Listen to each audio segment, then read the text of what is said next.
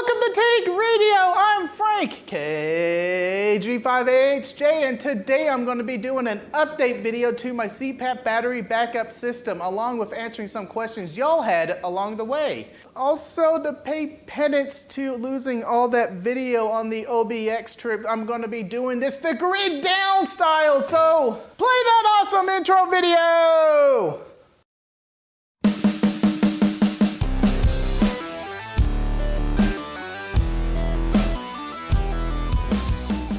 Yeah, this is the flattest part of my yard I think I can find. Actually, it's over here. This is it. This is where I'm gonna be living for the next 24 hours. It's the flattest part of my backyard. Actually, flattest part's over there. I'm gonna get set up over there.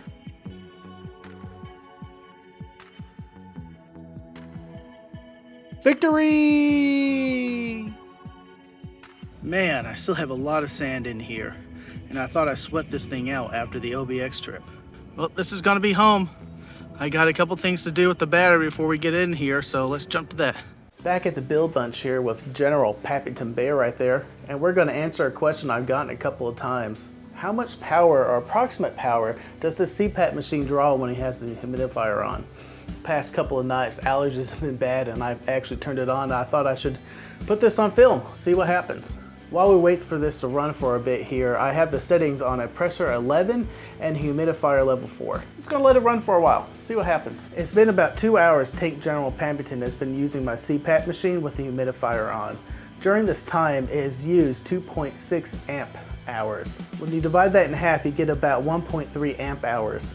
So that's probably gonna be our average. The discrepancy of Tank General Commander Pappington and me when I'm on the machine, with him, it uses about 1 amp hour. When I'm using the machine, I average about 0.5 amp hours. So I'm going to expect the total amp hour draw when I'm going to use it tonight to be around 0.7, 0.8. I'll let you know in the morning. Good morning is the day after I spent with the humidifier on my CPAP machine with the 9.5 hour amp battery. During this time, I did use 5.3 amp hours, and I got roughly about 7.5 hours of sleep. At no point did I wake up because the power did lose. So I have probably roughly 3.7-ish amp hours left in the battery right now. Some more math, which is too early to do.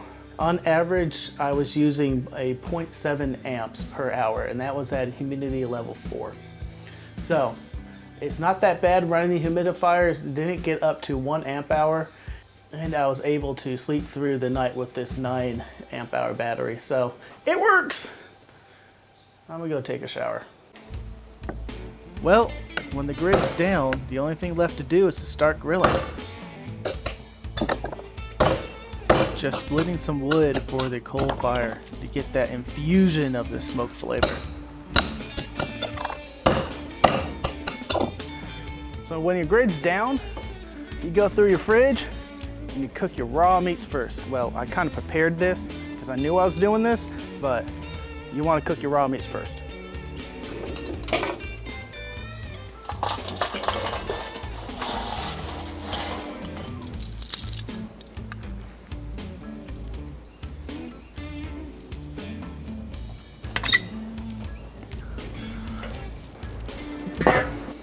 So what I just did is open up the bottom flue about halfway-ish, and same thing up here.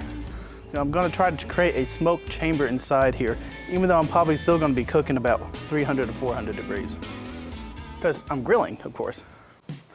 So I'm gonna combine this project board that we did a while ago.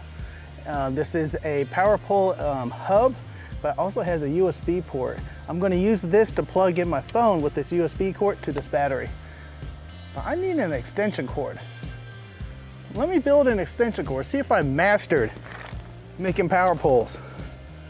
Thank you, K-Murder. Plus how I'd be out here and not smoke a cigar in a Smoke and Ape shirt. Come on! Looking through these, I have exactly 4 of these connectors. Yes. We're going to see how much of a master I am. Now this is just 16 gauge 2 wire I picked up at Home Depot. Had them cut it off the giant spool. Of course, now everyone decides to do their lawn. I think this is the trick. Load one of these things, get it started just enough, click, take one of those, put it in there. Since this is 16 gauge, I'm gonna go ahead and go down to 16. One done. Put this in the same way you did before. Ha ha! Look at that. Frank is doing a thing. I still gotta do that trick. The A's facing you and put the red on right, black on left. One, two, a couple of wires coming out of this. Flip them. One more side.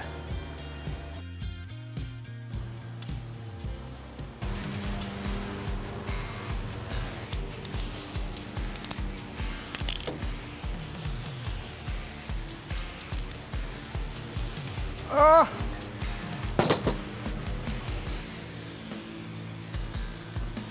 Maybe salvage it, maybe.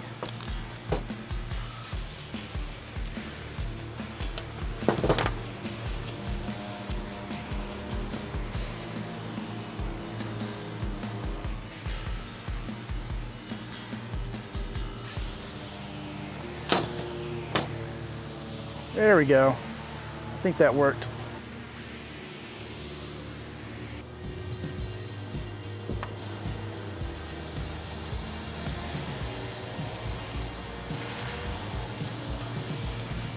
Ta-da!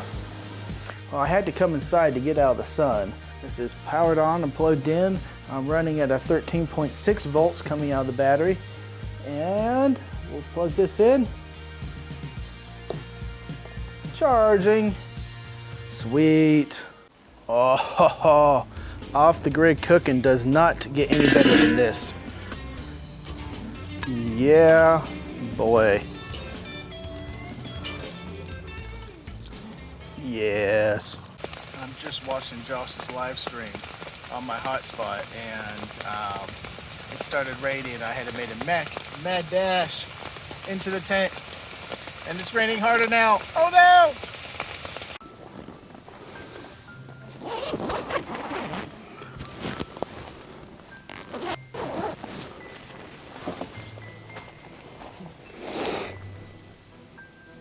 Well, good morning.